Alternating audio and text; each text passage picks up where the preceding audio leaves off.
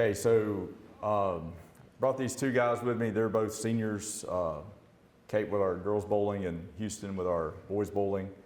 This is our 9th year to have bowling teams at Northridge. We pretty much started the first year the state had bowling, and every year it seems to get bigger and bigger.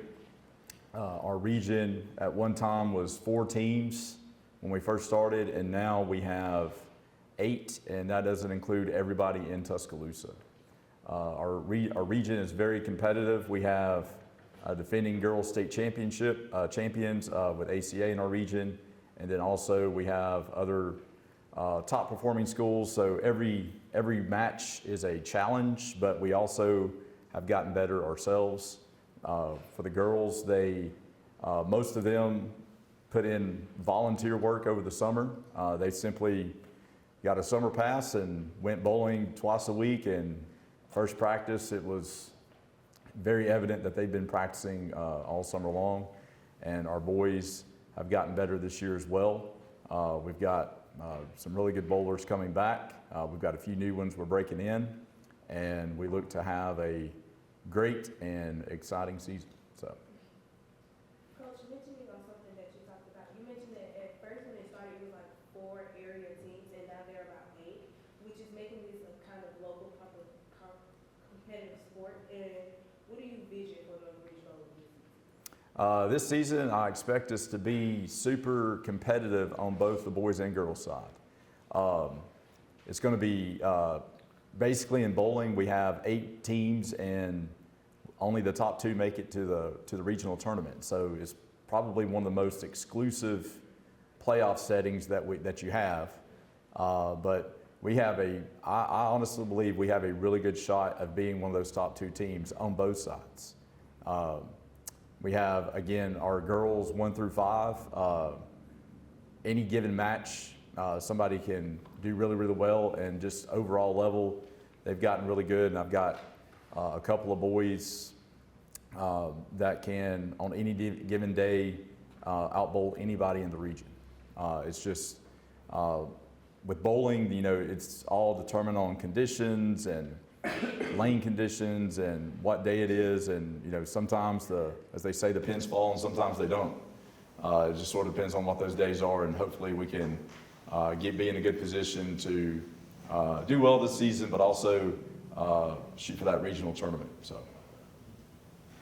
Both players, how have you kind of changed your style of playing? Have you seen any change, noticed any weaknesses, and changed the strengths, or maintaining the same attitude as compared to last season?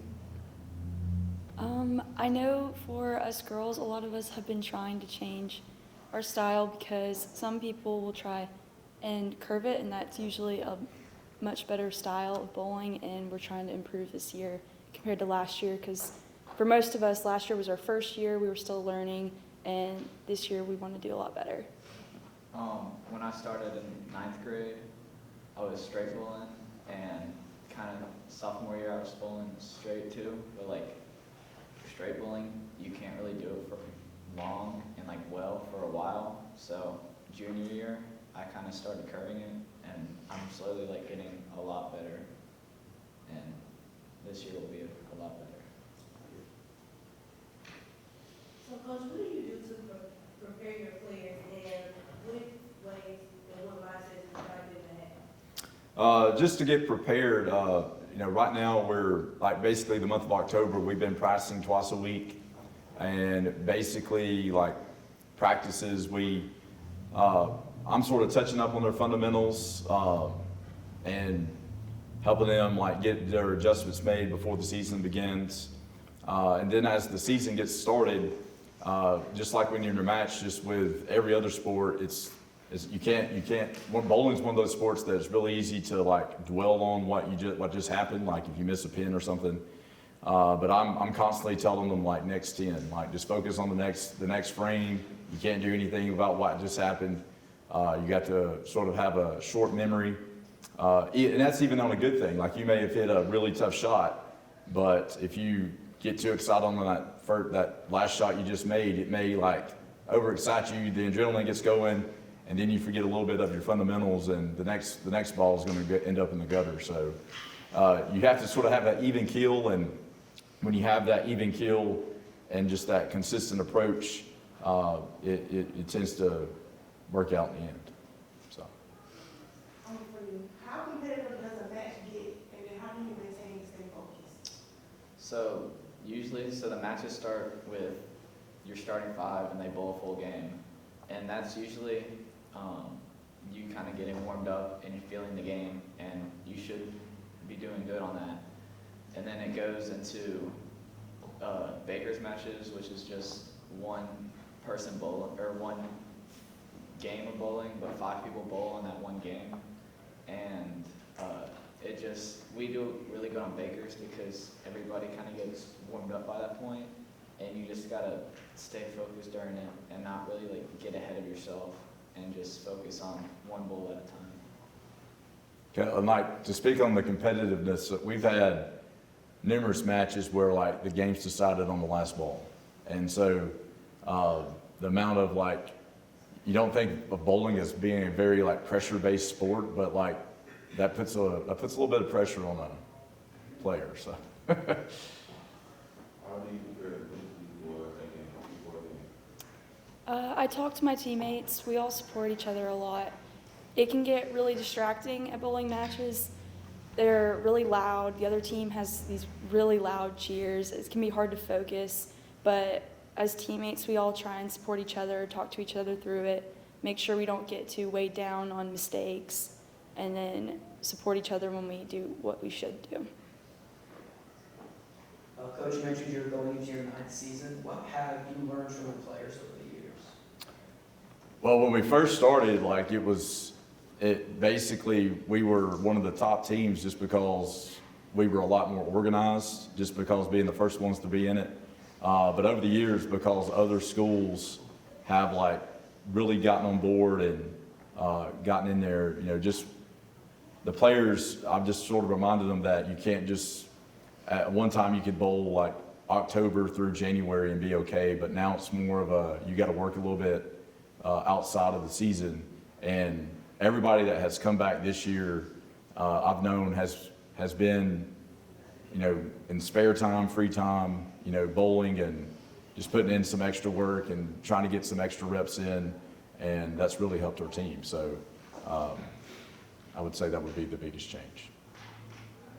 Okay, for both players, y'all are both seniors now. So how do y'all manage to step into that role in this upcoming season for y'all?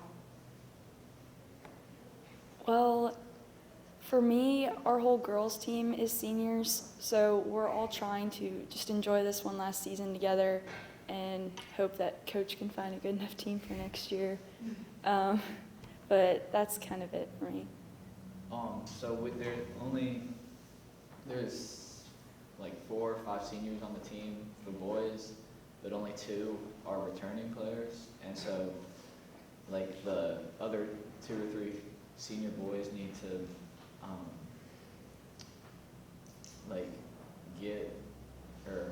get in the swing of things, and so do the other 2 like returning senior boys, and just stay focused and win. We'll take a couple more. So, Coach, mentioning that all your girls' team are seniors, how do you take this and how do you prepare to have a freshman team? So, funny story. So the year before last year, when we did like bowling signups and tryouts, I did have like a good like staggered group, and people got busy and hey, I don't want to. They got focused on other things, and there was about 8 girls group of friends that all signed up and said, hey coach, we'll be there for you, we'll do this, and they signed up and were committed last year, and most of them came back this year, and so we've got eight girls that are on our team, and again, they're all seniors, and I mean, the plan is hopefully it's always worked out. Basically, they've got younger friends and they've got younger people they work with, and we'll probably have tryouts this next year around March or April in the springtime, and I can start recruiting girls that are interested. This year when we had signups, I had like other girls sign up like in some other grades. I was too busy doing this or too busy doing that, and maybe having it in the spring, they'll be a little bit more committed ahead of time. And but it's just one of those things that I'm not too concerned about it, and we'll get them there. And hopefully, like having tryouts in March or April in the springtime is beneficial, because then they can get some work in over the summer before like the season starts and stuff. So.